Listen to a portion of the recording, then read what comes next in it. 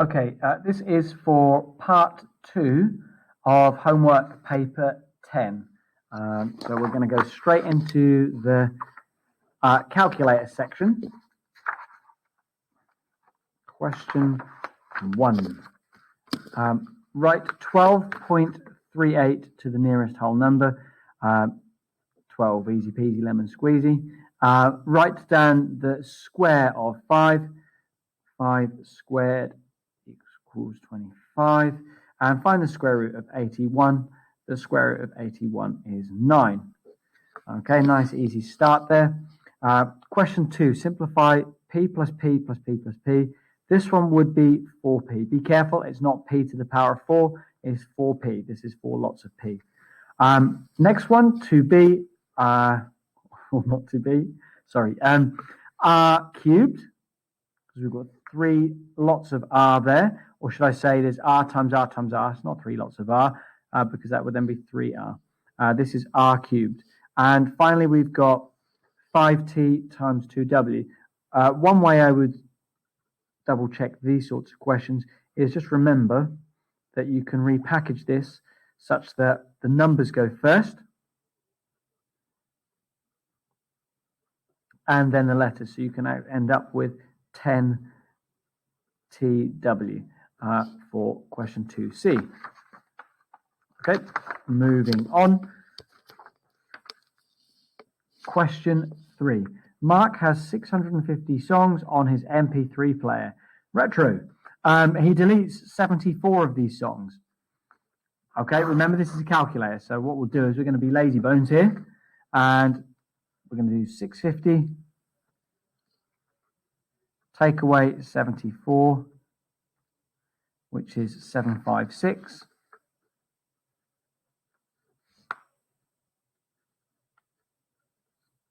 Or 576, sorry, silly me. And then he puts 45 new songs on his MP3 player. It's then just adding 45 onto that. 621 plus 45 equals 621. Fairly standard. There you go. In the circle, draw a radius. Let me grab a ruler. Radius is the smallest measurement we're going to be working with circles, and that is from the middle to the outside.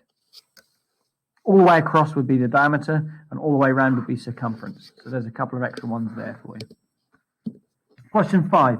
Ali buys 1 sketch pad for £6.15, 3 pencils for 65p each, 1 packet of crayons for £3.70. She pays with a £20 note. How much change should she get? So first of all, we're going to add all of this up, and then we're going to take that away from the £20. So in terms of putting this in one stage on the calculator, that's what I'm going to show you here. We've got 1 times 615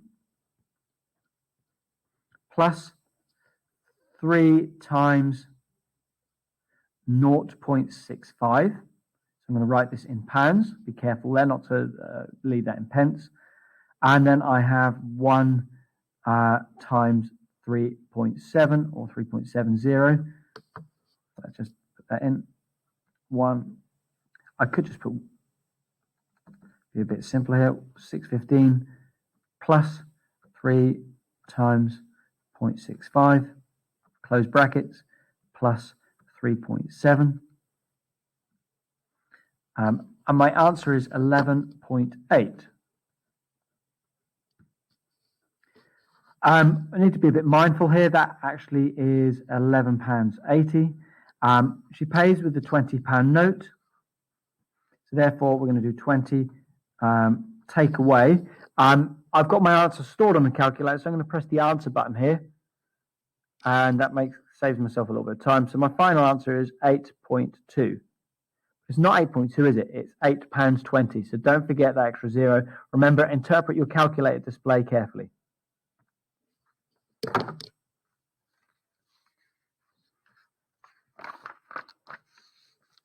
All right, question 6, angles. AGB is parallel to CFD. So our AGB is that line there, and CFD is that line there.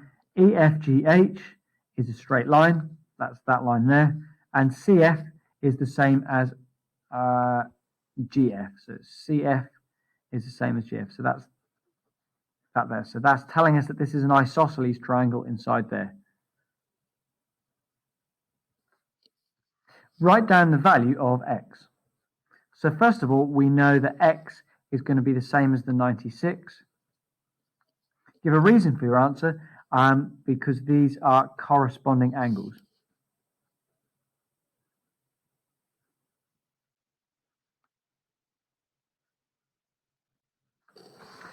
Work out the value of y. That's going to be this value inside here. What do I know? Well, if x is 96, then the vertically opposite angle is also going to be 96 inside there. Point F, angle CFG. So inside there is going to be 96. Because this is isosceles, we're going to do 180 take away 96. 180 take 96. I'm going to use a calculator for this because I'm feeling like a lazy bones. 84 degrees. And then, because there's two equal angles here, because we know this isosceles, we can just halve that. And that's going to leave me with an answer of y equals 42 degrees. Okay, question 7. Complete the table of values for 6x at minus 5. Loads of people go wrong on this quite often. So 6 times x is, I'm going to get my calculator in place, so no silly mistakes. 6 times the x, 6 times 2 is 12, minus the 5 gets me 7. There's a couple of little things to remember here. The 6x, that's telling us are basically our times tables. That's how much it's going up and down by each time. So it's going up in 6s and down in 6s. We can see that difference between 7 and 13. That means that's going to be 1 there without me even needing to think, and that's going to be minus 11 there. I'm going to check that just to be sure. 6 times negative 1 is minus 6, then take away 5.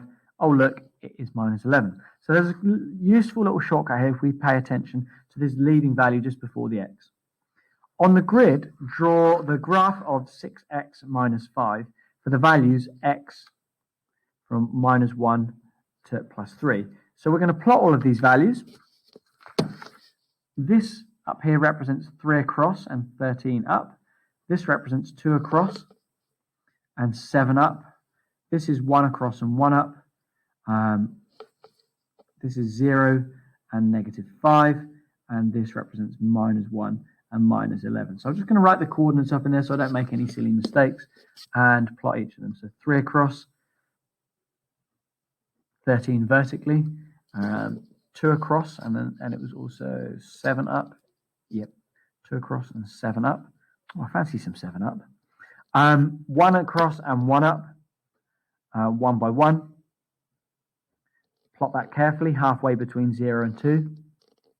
And then I've finally got, I've got 0 and negative 5. And then I've got 1 and negative 11. I've done everything accurately. I should be able to draw a nice, neat line through the whole lot of it for my graph of y equals 6x minus 5. Okay, 2 more questions. Question 8. There are 1,600 pupils in a school, 1,600 pupils in a school. 55% of the pupils are boys, which must mean that 45% are girls, or in the modern day, do not wish to identify as boys. Work out the number of girls in the school. Okay, so this is fairly straightforward. We're going to be finding 45% of 1,600.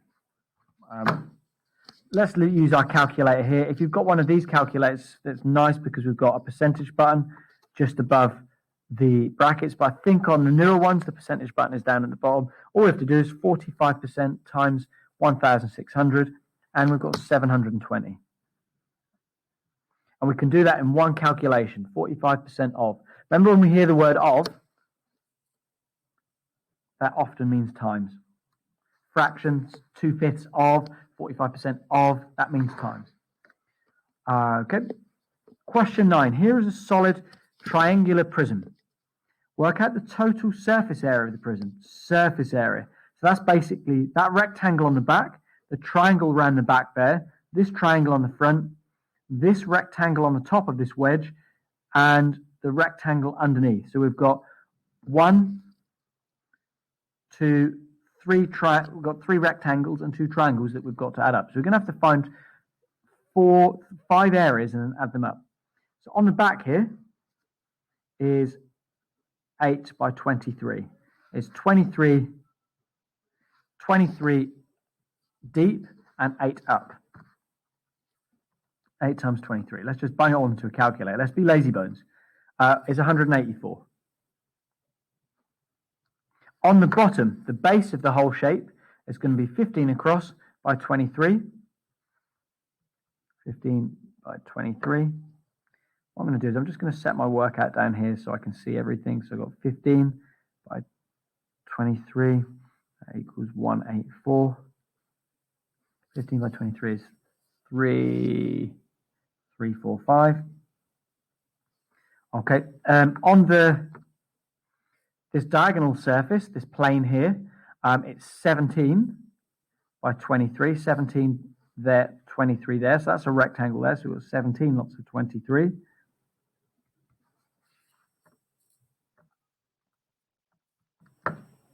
.391.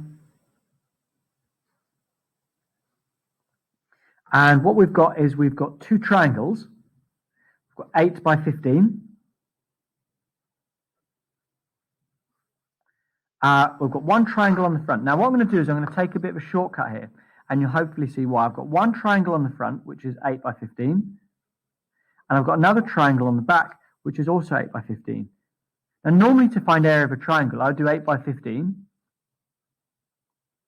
And then I would halve it. But I'm not going to do the halving here because this triangle will match up with that triangle to be one big rectangle. So I'm going to just do 8 times 15. So there's no point, in other words, there's no point halving something and then doubling because we've got the front triangle and the back triangle. And if you don't make sense, please speak to your teacher about that. So I'm not going to explain that any further, but I'm hoping from this little picture here, the front and the back, we can see that these two add together to make one big rectangle. All I've got to do is add up my values here. 184. I'm just going to write in brackets here. Front and rear triangle. So I'm going to add up my numbers here. 184 plus 345 plus 391 plus 120. And that's 1040. 1040, and that is the surface area. Hence, our units in centimeters squared, and that's for 3 marks.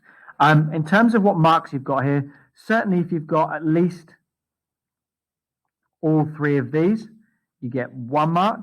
If you've got the areas of the triangles adding up to 120, that's the 2nd mark, and then if you've got everything adding up to 1040, you get the 3rd mark there. So that breaks that down a little bit for you. Hopefully that's all nice and clear. If there's any questions, please ask your teacher.